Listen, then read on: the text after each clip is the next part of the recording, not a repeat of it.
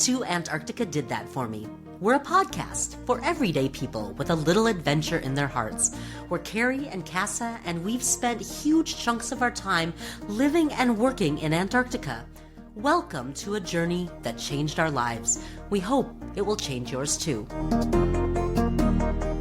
Hello, everyone, and welcome to our latest episode of Antarctica Did That For Me. We're a podcast, and my name is Keri Nelson. I'm here with my very beautiful co-host, who is Cassa Grant. Thank you, Keri. It's wonderful to be here. Cassa is. I'm so glad you're here too. And Cassa's broadcasting right now from New Zealand, and I am broadcasting from San Francisco. Oh, yes, Nelson, New Zealand. A very good name. My last name is Nelson. And I am sitting here in my place in San Francisco, but together we are talking about the place where we met, and we're talking about Antarctica. We're talking about the lessons we learned in Antarctica that's made our lives better. And we're trying, in the soup of us talking to each other, to find things that we think could help you if you are a person interested in having an adventurous life too. Maybe not Antarctica, maybe some other things, maybe Antarctica. You could learn how to get to Antarctica through our podcast. But we just really want to talk about adventure and the things we learned in Antarctica about it.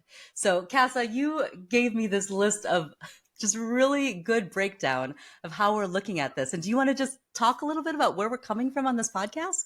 Yeah, no, I mean, you introed that really well, Keri. And I think that it's all about this idea of finding your own Antarctica, but also finding a sense of belonging anywhere in the world. So it can be a physical place, or it can be an emotional place. But how do we create, and again, there's going to be systems and institutions around this too, but how can we help ourselves create adventure and belonging at the same time, which I know feels very weird because it's that sense of comfort and belonging in yourself while still putting yourself out there.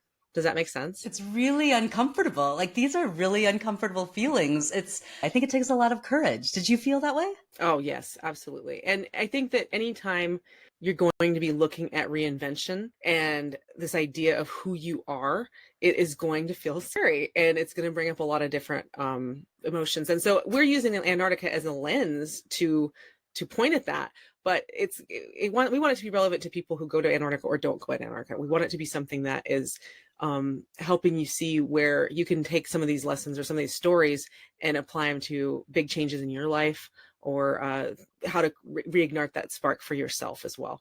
I'd also like to just interject so people kind of know, beyond that we spent a little bit of time in Antarctica and we're friends, where we're coming from and what informs the opinions that we're going to have. And so in my case, I have, for years and years of the time I've been in Antarctica, been talking to people in the public and sharing pictures and sharing experiences through my Instagram handles and my social media under the name Simply Antarctica. And so in that time, I've had contact with thousands and thousands of people, probably some of the people listening to this podcast right now. So hi, everybody, and thanks for tuning in. But also, everything that people said to me has really helped me see that what we were doing in our lives was really interesting, that people do feel like they have something to learn from us. And so I bring just all of these conversations that I've had with all of the people watching everything that we're doing in Antarctica, and wanting to try and answer those things through all of the people who've had contact with me. And Cassa, you come at this from a slightly different but wonderful new perspective for me. Can you talk about your background a little bit? Yes, and I love that you put it that way, Keri, because it's really inspiring to me to hear what you've done. And I have really benefited from other people sharing parts of themselves. And so this is something that I have to push myself to do on a regular basis of, if the thing that I create, or if the thing that I talk about helps one person, that's all it takes for me, actually, a very low bar there. But if it does help somebody get through a tougher time in their life, or see a different path for themselves, or whatever, that is worth it to me. So it's one of those things where I want to share these ideas because of that. So yes, I spent time on the ice. I was down there for 3 summers and 3 winters at McMurdo Station. You've spent different places. You've been to Palmer and South Pole, and you've definitely got a much bigger breadth of experience than I do. And when I left Antarctica, I came to New Zealand to be with my partner, who is a Kiwi, and I struggled. It was really hard. Harder than I'd any transition I'd had for quite a while. Actually, up to then, that was definitely the hardest transition I'd had it for years. And so thinking about how to reinvent myself, thinking about what I wanted to be in the world after, having all these credentials of going to grad school, being a teacher, driving the adventure travel bus I used to drive, working in Antarctica. These are all kind of things that you tick off on your resume, and those are cool. These are things that people think about when they think about you. But I had to kind of go, well, nobody really cares about that right now here in this brand new place with a brand new country and brand new people. So it was a huge, not dark night of the soul necessarily, but it was definitely a huge transition time for me. I'm a coach. I basically help offbeat leaders outsmart an imposter syndrome. That's my marketing line, but it is what I do. And it can be self-leadership too. So it's really important to me. Those passions come through and help people in this podcast. I really like that you're kind of adding that coaching aspect to what we're talking about, because both of us are coming from places where I think we are doing these things to encourage ourselves and our own souls in our lives, but we also are, both of us, motivated, and I can see this in who we are, to encourage other people to find that spot in their lives too. And your role as a business coach really, that comes at a different kind of person who might be listening to this and not just looking for adventure in personal travel or adventure in, leisure things that they do, but an adventurous way to live a work life too, and to push themselves to have some bigger, more interesting experiences, because life is work, work is life. We're all doing what we're just doing on this earth as we kind of run to the ocean of when we're not going to be on this earth anymore. So how do we spend our time? And I just love that perspective that you're bringing. We've talked a lot about courage. And one of the things we're going to really ask every week when we come back, we're going to have a little activity. We're calling them, what did we say? Penguin hops. We want you to take a penguin hop forward in your life. And we're going to be encouraging you to listen to what your fears might be, to identify what they are, to see if there's ways that you might be able to just kind of make some mental leaps past them.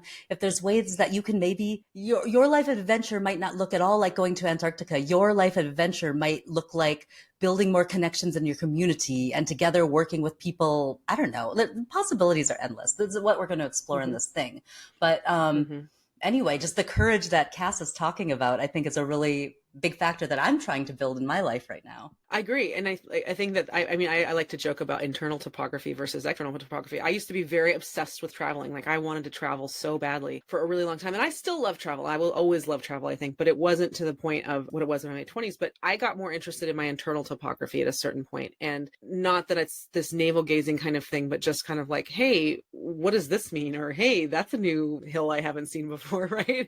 And so, we're going to have these very kind of esoteric themes coming up here and there like that. But I think it's because we're trying to figure all of this out together and helping other people figure it out for themselves as well. I mean, I hope we make some new friends. I'm actually already starting to hear people responding to this podcast, which is a lot of fun. And I guess this is the time to just put it out there that we really do encourage you getting a hold of us. We want to know, we should just say this right now. We have kind of got it in our minds that we are tracking, Cass is tracking her own personal progress in life. Keri is tracking her personal progress in life. And if you want to play along with us, maybe note the day that you are listening to this podcast and think a month from now or 2 months from now. And if you down the road, if you like what we're having to say, and if you're thinking about adventures you could have, if you find yourself having the courage to have one of those adventures, please write us and tell us about it. We're on all of the socials. You can find us you can comment on Spotify, you can comment on YouTube, you can comment all over the place. We want to hear your stories too, because I'm doing this because I want to get inspired. I'm talking with Cassa because I think she's an inspiring person.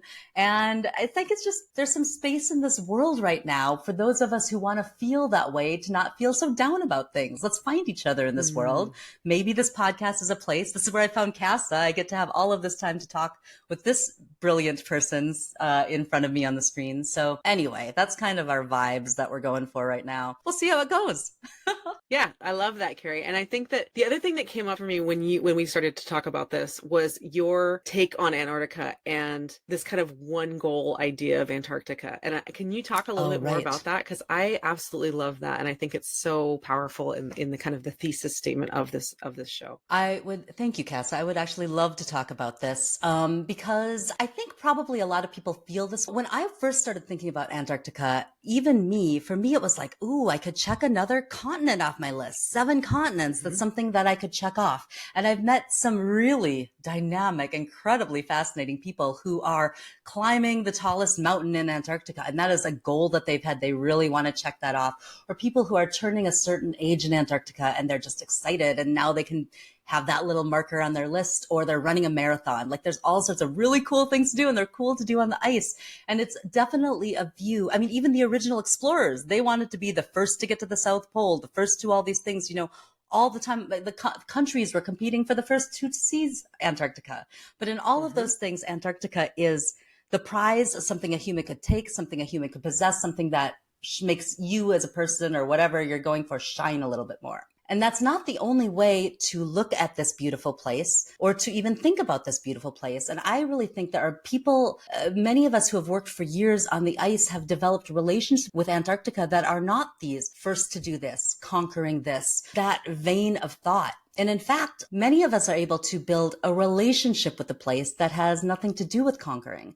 I just really, this will be a theme that comes back in podcasts for me, because I think that it's an idea that, I don't know, for me is just a more useful lens to view this world that I love so much, the world of Antarctica, but the world period, not as something to stamp my mark on, although I do understand the intrinsic joy of that, right? I've walked along the side of a glacier and been the first person to ever walk on that land. It's a feeling. I don't know if it's a good feeling or a bad feeling, but it's definitely a feeling of being first. So I understand that. I've done that myself, but maybe we can start talking as humanity about some other ways to have that relationship with Antarctica too. Thanks for asking me that, Cassa. Yeah. And I think for me, a lot of what's really important and interesting to me about that is the duality of things, right? Like, how can we have a conversation, maybe be doing these firsts and also enjoy the journey? Or, you can have goals and you can enjoy the journey to the goal, and you may or may not achieve the goal, but the journey is also important too. I'm not the first person to have said that by any stretch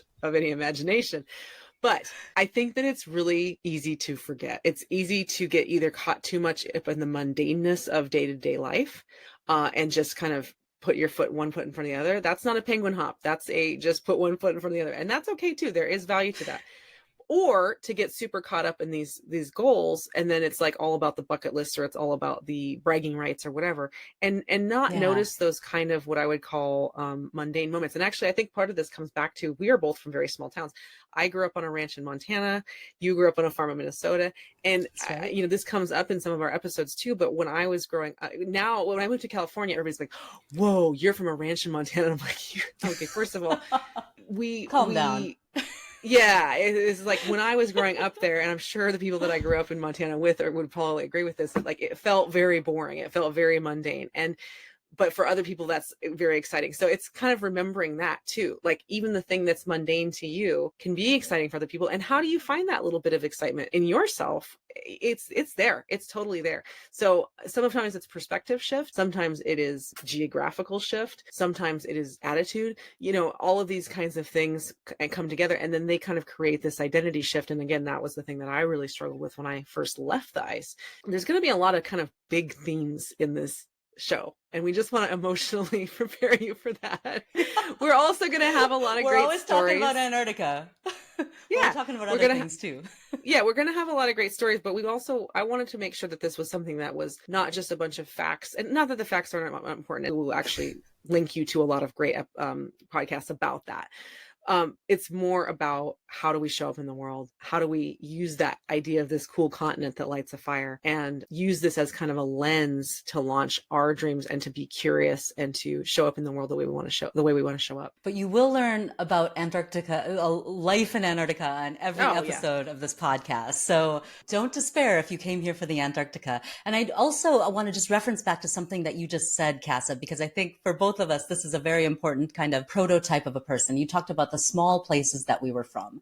And I know that when I was from a small place, sometimes you would look around and you didn't even know that you had big dreams, but you just had this feeling in your heart that it's not quite right. There's got to be something more. And that's not just in small towns. I know that there are people in neighborhoods in the middle of the city who also might look around and just feel not like the people around them, their goals and what they want out of life. It's just not in the ballpark of what you maybe think maybe your life could be like. You might not even know, but that's that's the person, boy, that Cassa and I both have such a huge, huge love for. If you're feeling a little bit like there's something else out there and maybe the people around you just aren't the people who are aiming for those same things, we think that you might be able to find your community by just kind of learning to open up your heart in different ways and looking in different places, and also learn how to be the person in your community who opens up your heart to those other people who need somebody else to acknowledge those big dreams and that feeling that we can be better in this world. We can do something more. We can do it despite the headlines that can be so discouraging. So this is a shout out to you, a small town person or person in the middle of the city who feels alone. Hi from Cassa and I, and we hope you join us on this podcast journey, whatever we want to call it. So yes, exactly. So thank you for listening. As always, we've got a lot of exciting content coming up for you. Really great episodes that we're both very excited about. We're going to come out every Tuesday with new episodes. And as Keri has mentioned, we are also going to be a video and audio podcast. So you can experience this podcast in whatever way works for you. So thanks again for listening. And let's do this. Until next time, everyone. Thanks for listening to the Antarctica Did That For Me podcast. If you enjoyed this episode and you'd like to support our efforts, we would love it if you would tell your friends. And if you leave us a review on Spotify or Apple, it will help us find more of our fellow adventurers. We release a new episode every Tuesday, and we are a video and audio podcast, so you can watch or just listen. We're on Spotify, Apple, YouTube, and more, or find everything, including links to our social media, at our website, antarcticadidthatforme.com. Thanks again for listening, and until next week, keep thinking about what opening your own heart to adventure could do for you.